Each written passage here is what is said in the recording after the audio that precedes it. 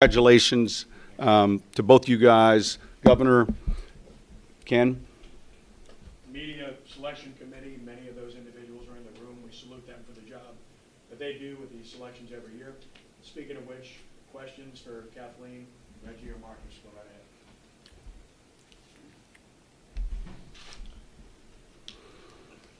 Question for Reggie and Marques. When you look back when you were Mike when you first got here, to where it is now, what does it mean to you to see how far this city's come? It means a lot, knowing that we were part of that process. I think one of the best parts of our job, what we were able to do, was to be able to go out into the city and to be able to physically help people rebuild their homes. That to me, that's the piece that Colston is talking about. That's when you realize that this is bigger than football, right?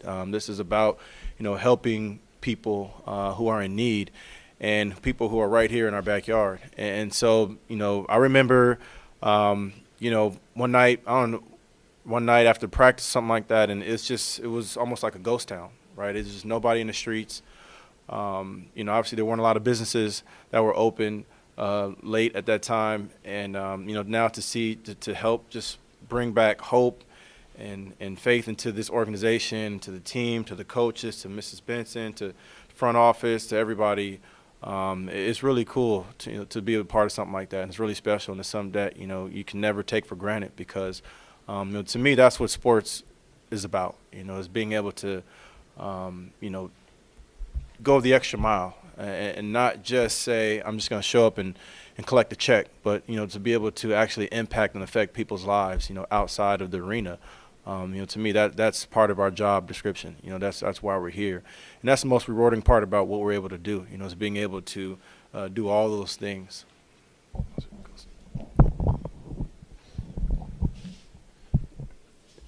I think for me, I say it often, just talking about pro sports. Really, it's the business of selling hope, right? You get into the draft and you got 32 teams that every single year they feel like they have aspirations to win the Super Bowl, and it's really no different with the fan base. And the opportunity to be here and really not only represent New Orleans, but understand that you're representing the entire Gulf region.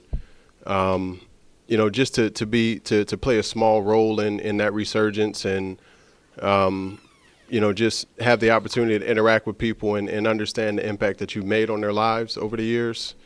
There's no feeling in the world like that.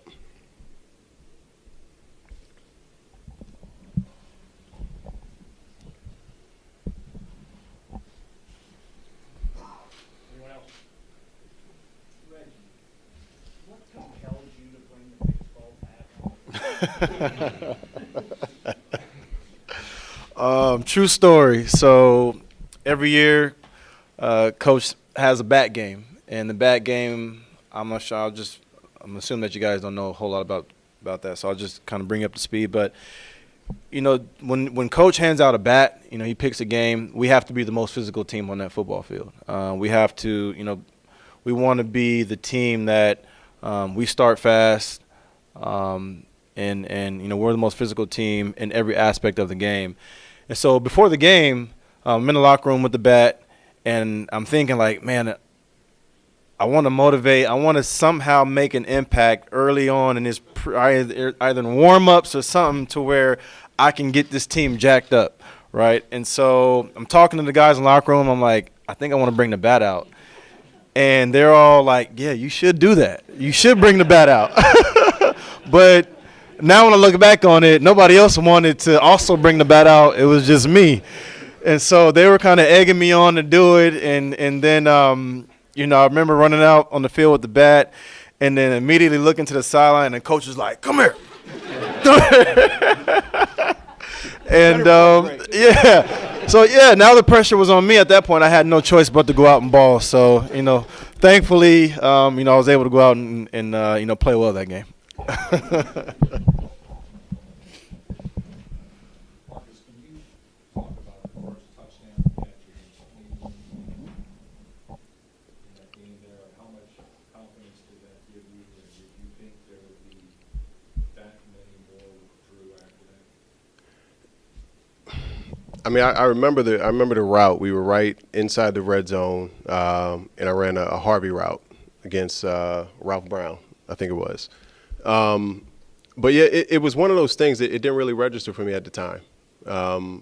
You know, I got in the end zone, and you know, it was kind of like I'd been there, you know, a bunch before, but you know, for me, it was still that mindset of I really wasn't.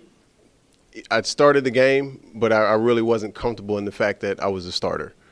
You know, so for me, that was just kind of my internal motivation, and you know, it kind of kept me in a headspace where I was able to kind of really focus on the here and now, and to imagine that, you know, 70 some odd touchdowns later that would be the end result. I can't say that's something that was ever on my radar. Marques, can you go through each of the 72? See, there was a couple hits on some of them. I might. How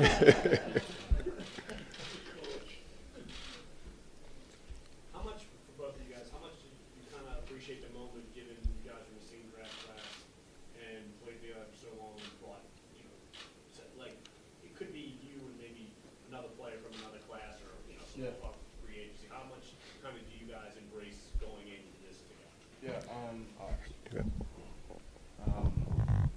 You know, it's special to be able to go into, you know, draft class with Colston. And one thing that Joe Vitt used to always say is that we're going to walk together forever, you know, because of what we're able to accomplish here in this city, you know, on this football team. And it is true because a lot of these guys are still some of my best friends to this day. You know, I was just texting Roman and Vilma about coming down to my charity golf weekend end of this month. And so, you know, we still talk all the time. We're in this group chat. Well, Orny somehow is in this group chat.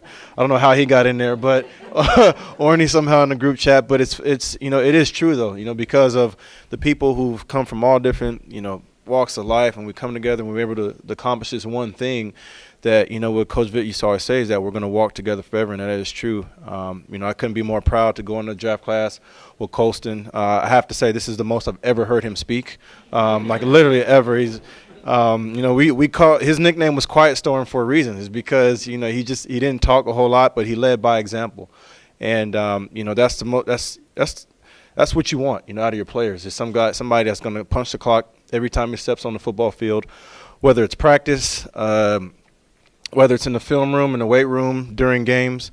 And Coach was absolutely correct. You know, you knew exactly what you were going to get out of Colston. He was Mr. Consistent.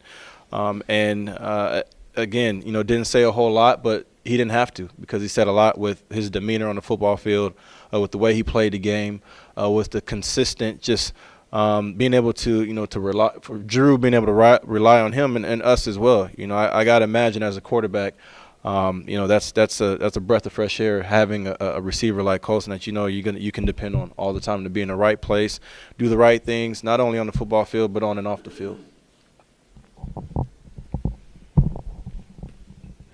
Larry, I think I'd say it's really a testament to this organization. You know, the fact that, you know, Sean opened it up. I mean, the first pick of the draft and the last pick of the 2006 draft going into the Hall at the same time. You know, I think there's a lot of organizations and coaches that give lip service to, you know, how they evaluate players. But I remember vividly, you know, the mindset here was it doesn't matter how you get here. And, you know, for this to be, you know, kind of the end result. And like I said before, to have Lance and Pierre go in the year prior, I think it speaks volumes about how this organization really evaluates players. It really, you know, makes it a point to make sure that the best team is on the field at any given point. And, you know, when you can play for an organization like that and, you know, have guys like Reggie that come in as the second pick, and, you know, he came in with a work ethic that was second to none. When you can build a roster from top to bottom like that, I mean, this is why you've seen the success over the last 10, 15 years. One or two more, anyone else? Not all at once. Governor, I know you touched a little bit already on everything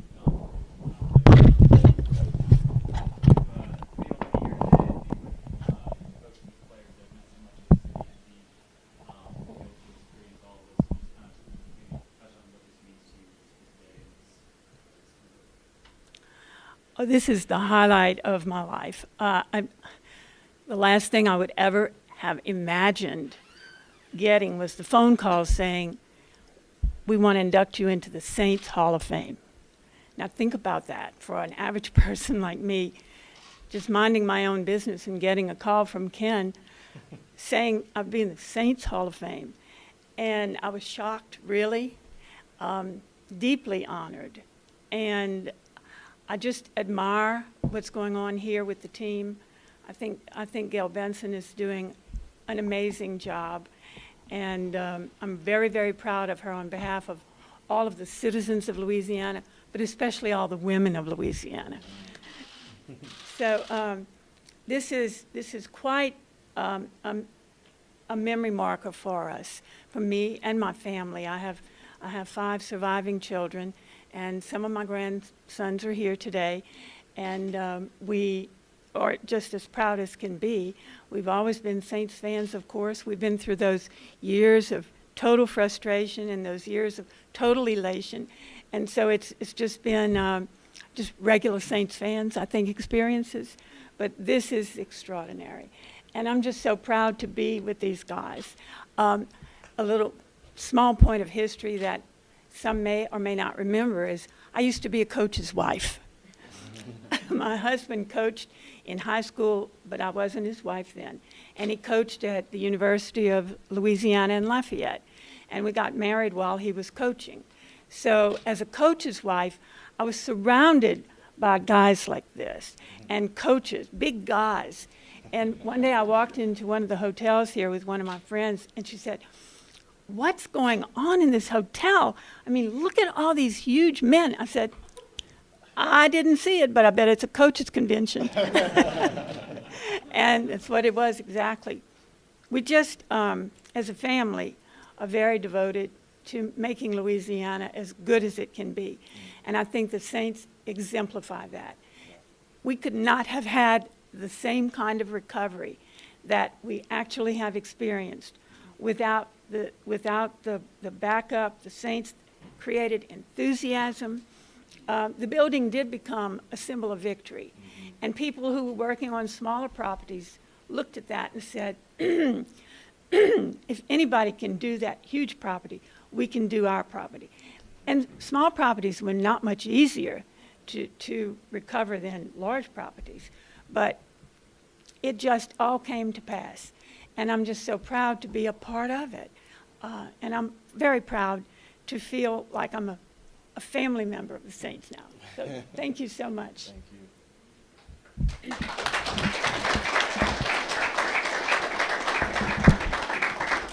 I will say this, though. I'm reading this book right now by Miles Monroe called The Spirit of Leadership. And in that book, he talks about just how we all have that spirit of leadership inside of us and how we all, are here for a purpose, right? And, without Mrs. Blanco, taking initiative to make sure, that, we were able to have, our stadium, redone and put back together and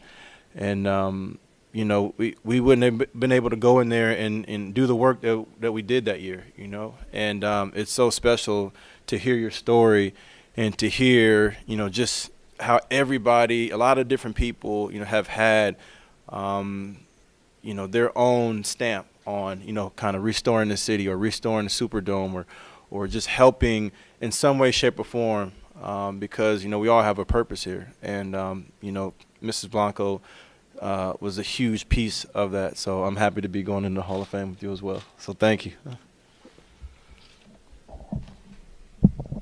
Last one, anyone else? Marques, are you having a happy birthday? Is your birthday? What? You see?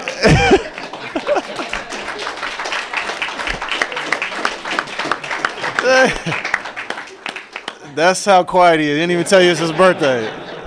Dang, happy birthday, man. Wow. How old are you? Question. Yeah, how old are you? Yeah, that's the question. How old? 36 today. Ooh, flying boy, the time flying. You lead us in around a happy birthday. Wow. Once again, we want to congratulate Kathleen, we want to tremendous Yeah. for this accomplishment. Again, the actual induction will take place on October 25th at Club 44, that night of the weekend of the Arizona Cardinals noon game that Sunday. So congratulations to these three. Thanks to Coach Baden for helping make this special, to Gail and Mickey for making this as special as they've made it as well. If you guys want to talk to any of the three honorees, you can feel free to do so. Thank you for being here. Thank you.